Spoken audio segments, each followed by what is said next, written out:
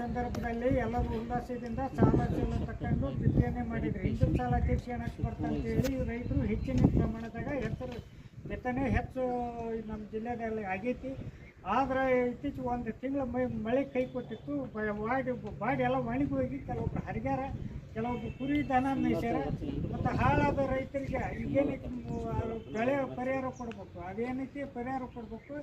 ಅದರ ಜೊತೆಯಲ್ಲಿ ಈಗೇನು ಬೆಳೆ ಸ್ವಲ್ಪ ಉಳಿದಂಥ ಬೆಳೆಗೆ ಸಹಿತವಾಗಿ ಎಲ್ಲ ರೋಗ, ಕೆಬ್ಬು ರೋಗ, ರೋಗ ಎಲ್ಲ ರೋಗ ಏನೇನು ಉಳಿದಿಲ್ಲ.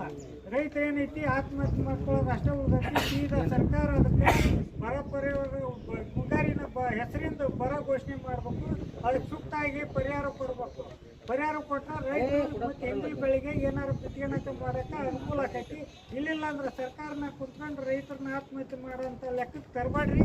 ರೈತರು ಉಳಿಸ್ಬೇಕಂತ ರೈತರು ಒಂದು ಪರಿಹಾರ ಹಾಕೋಂಥ ವ್ಯವಸ್ಥೆ ಶೀಘ್ರದಲ್ಲಿ ಹಾಕೋಂಥ ವ್ಯವಸ್ಥೆ ಆಗಬೇಕಂತಂದು ಈ ಮೂಲಕ ನಮ್ಮ ಏನು ಜಿಲ್ಲಾಧಿಕಾರಿಗೆ ಪತ್ರ ಬರೆದಿದ್ದೀವಿ. ಆ ಪತ್ರನ ಇವತ್ತು ನಮ್ಮ ಕುಕ್ನೂರು ತಹಸೀಲ್ದಾರ್ ಅಧಿಕಾರಿಗಳ ಮೂಲಕ ನಾವು ಜಿಲ್ಲಾಧಿಕಾರಿಗೆ ಪತ್ರ ಬರ್ತೀವಿ.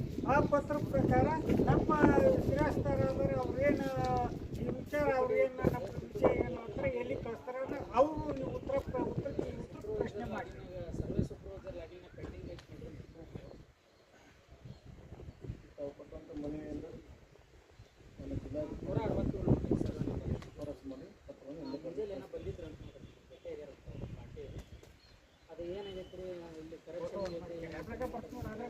ಹಾಂ ಹೊಡ್ತೀನಿ ಅಂತ.